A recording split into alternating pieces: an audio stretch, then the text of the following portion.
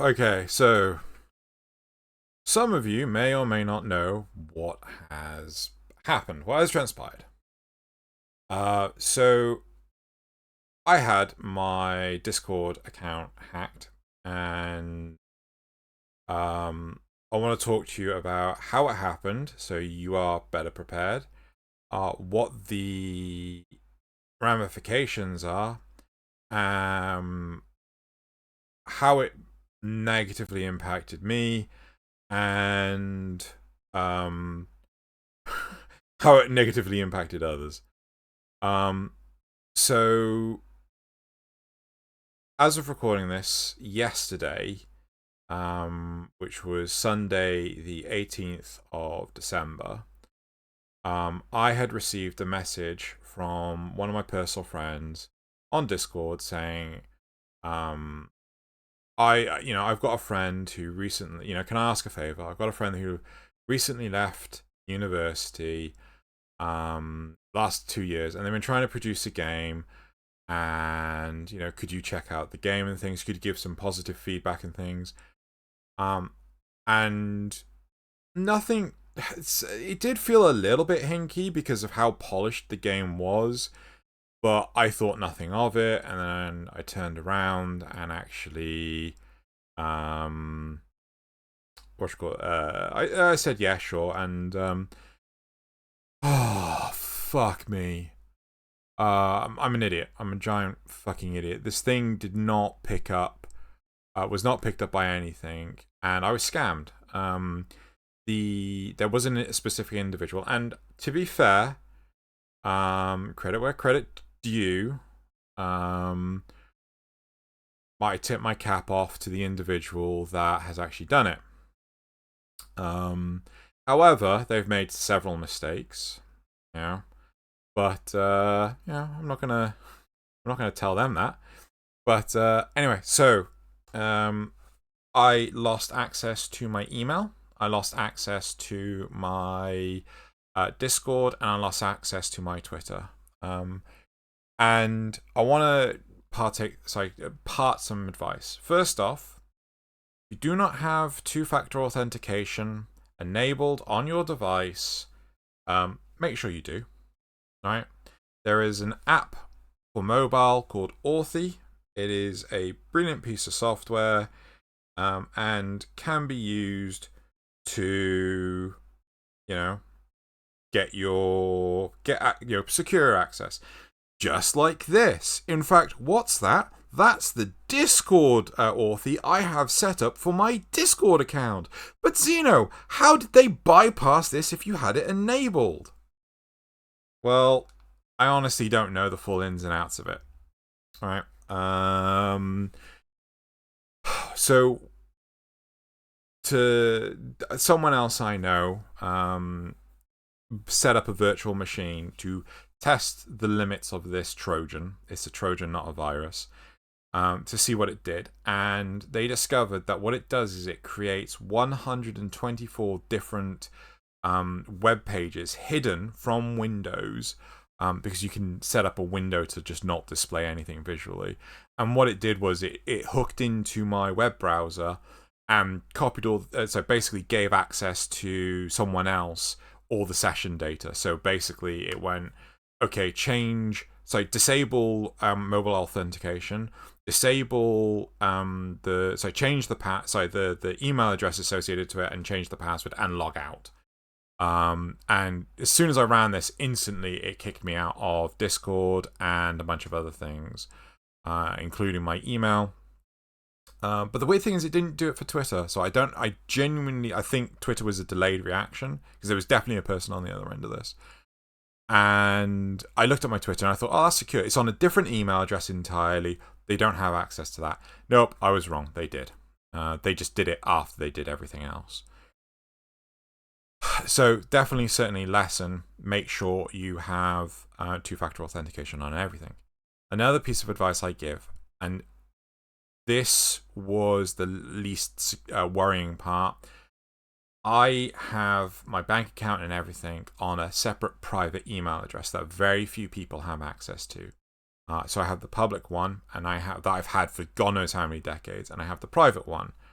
All my bank stuff is on the private one, and I knew that that was safe. Also, I bank with a company like Monzo, so if anything went wrong, Monzo would contact me immediately, and so they'd say when any expenses happen, and I can immediately reject it. Right, so that's great. Monzo, look, I honestly do recommend them. So if your bank provides an app service like that, you may want to investigate having that on your device. And then apologies to anyone that this is affected. So the problem is they did others dirty, like what happened to my friend. So they grabbed my account and they pretended to be me. This happened to Loz, but luckily I managed to call him in enough time to stop him from running the thing. They tried to get Joey, they tried to get Nazeth, they tried to get a lot of people just pretending to be me. But luckily, people were able to get the word out. And the worst thing is, they've got access to a bunch of servers, and whenever someone tried to warn anyone, they instantly deleted the warning. So it's like, Jesus Christ. So it's a mess. It's a giant mess. There's a bunch of servers that they have access to that, I don't know. So people are giving me updates about what the account's doing and things. The good news is I managed to get my email account back. So that email account is with Yahoo, and I was able to call them and talk to them directly to get the account back. I had to wrestle with the scammer. The account got locked for 24 hours, and then I was able to secure it eventually, which was good. I do not have currently my Twitter or my Discord, but we'll see what happens with those.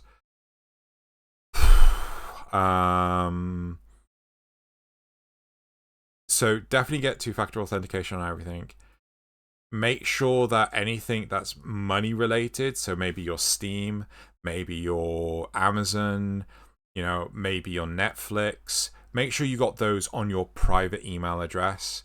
And anything that's public facing, like your Discord or your Twitter, or stuff that you can sort of like afford to lose, have that on your public one, because more often than not, those services are going to spam you with emails and sell your email address to other people anyway. So now here's the kicker. I know I had two-factor authentication on Discord. I know my friend had two-factor authentication on Discord as well. How it got turned off, no idea, because we actually tried it afterwards, and it actually asks you to enter a code in. So I don't know if there's some flaw in that and they managed to bypass it, or it has something to do with the QR code scanning bullshit. It's really frustrating. And I'm deeply sorry for everyone that this has impacted. I know it's impacted a few people, and even though I can't contact you directly right now, I am sorry that this has happened. I really hope you've had a better experience than I have. So there's a lot learned here. They can trick anyone. They can get anyone. I'm trained in this stuff, and they managed to get me. It also really highlights the importance of not doing business related stuff on your personal devices as well. Because if I was doing personal work on my personal computer, if I was doing job work on my personal computer, they could have really screwed up my company, and I would have gotten in a lot because I would be responsible for it. It's in my contract.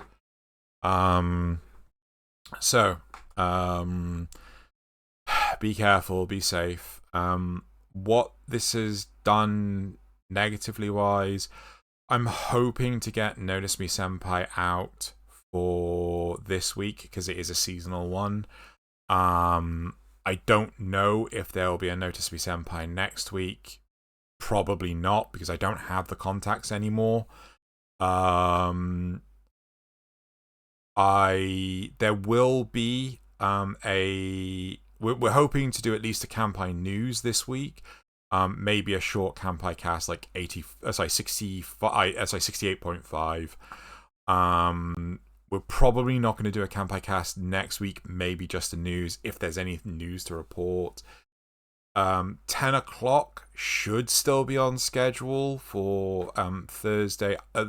So the solution I had So I skipped this part accidentally. The solution I had to resolve this all, I nuked my C drive. So I have my PC separated on different partitions, and I don't keep anything on my C drive that either A, can't be lost, or B, needs to be on the C drive to work. So things like Sony Vegas need to work on the C drive. But things like Winamp or Steam, they don't need to be on the C drive. I could just double click on the executable and it just works again. Right, so I've done that for years when it comes to computer, decades. So if anything like this ever happens, I can just turn off the machine, plug in a USB stick, turn it back on, nuke the hard drive, and then start again. So that's the problem. That's where I am right now. I'm having to set everything back up. It's a fucking miracle I got OBS set up, and I would cut this down, but again, I haven't got Vegas even set up yet. So this has been a bit of a shit show. This has also negatively impacted the Platinum giveaway. I can't contact DE right now, so I can't do the Platinum giveaway. So there were people that were announced at the beginning of in today's episode, but unfortunately you're not going to get your Platinum until the next giveaway. I'm really sorry. There's literally nothing I do. I do not have contact to a lot of people anymore. It's fuck. Honestly, such a pain in the ass. I would also recommend for anyone that uses Hotmail as your primary email address, shift. Right? Move on to something else, because the friend that got me, or my friend that was the first victim, he's on Hotmail and he has to wait like 2-3 weeks for them to resolve it. I was lucky that I got mine resolved with Yahoo within 24 hours. But I could actually call Yahoo and get that resolved. I can't call Discord. I can't call Twitter. Like, just say, hey, come on, just reset my account. I have to wait for them to respond. Fuck, it is such a pain in the ass. So be careful, right? If there's any doubt at all that what this is, like, people pulling this shit, just ask them to confirm. That's what Loz did. He didn't ask. He asked the scammer, like, so what's your favorite Warframe? And there was no reply. And that gave Loz enough of a hint not to click on it. But I called him just in time, just to make sure. But yeah, so be careful, be safe. Make sure everything's on multi-factor authentication. Oh yeah, also, the stupid thing is, right? I'm sorry, Yahoo, even though I'm singing your praise and also throwing your bus.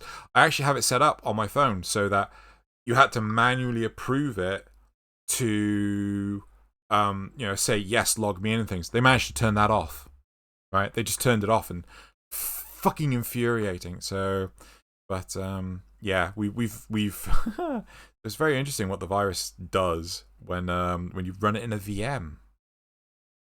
Yeah. We know. But yeah, so everyone be careful, stay safe, and if anything comes from me, wait for me to say that I've got access to my accounts again.